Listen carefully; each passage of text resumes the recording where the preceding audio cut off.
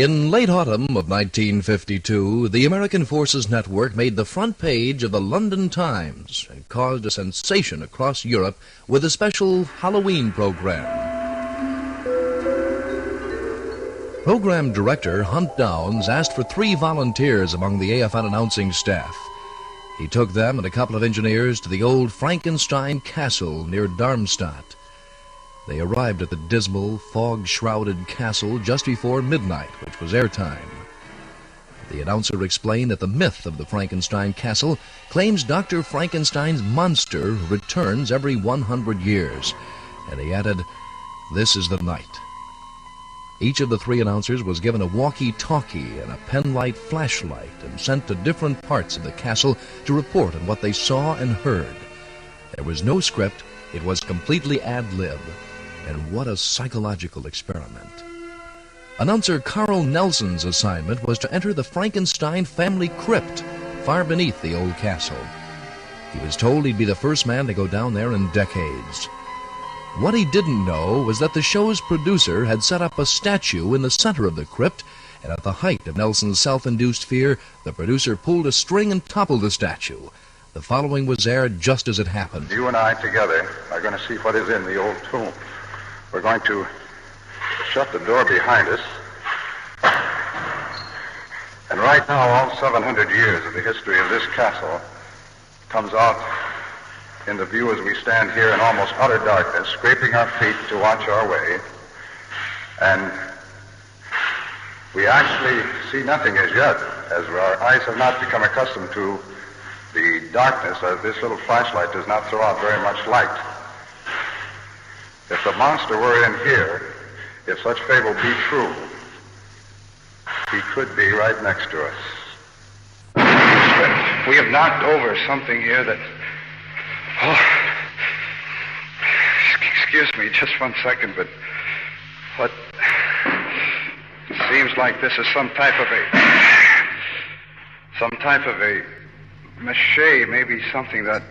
Oh, when that fell, ladies and gentlemen, you can imagine what ran through our mind. It seemed like some type of a... Trying to kick it with our foot, something maybe that looks like a church window that may have been used in a burial service or something, and we're bending over to try to see it. Thank goodness it isn't. We can report it. It isn't alive or anything near being alive. We're shining our light up on the wall as we heard something.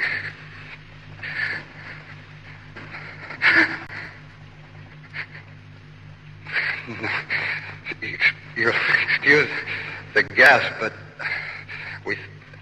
our light is fading and it's on something that looks like a statue. Yes, it is just a statue, but an ungodly statue where we're kicking a chain. We're going to try to... This is ridiculous, ladies and gentlemen. We are scared because of what fell down on the floor here, but we're going to go up and examine this statue right now. It is a horrible-looking statue, much like the monster, perhaps something put here years ago, maybe the original mold. It is very eerie, to say the least, as this misty moon is coming through the window. But we don't believe in these things, and we're going to walk up and touch this to see perhaps what it could be made of. It may be of wax or plaster.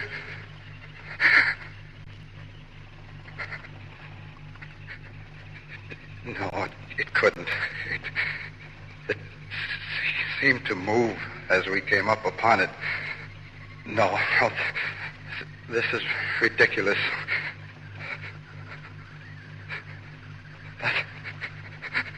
No.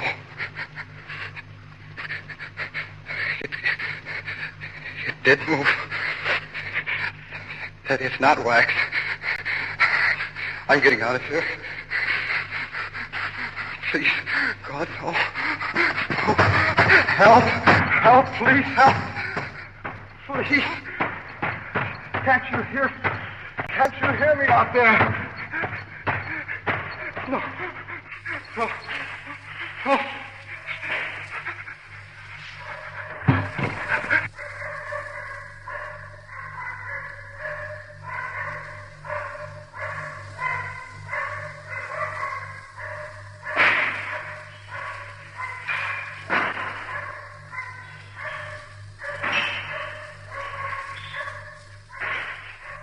At this point, we should explain that Nelson tried to get out of the crypt only to find the door locked.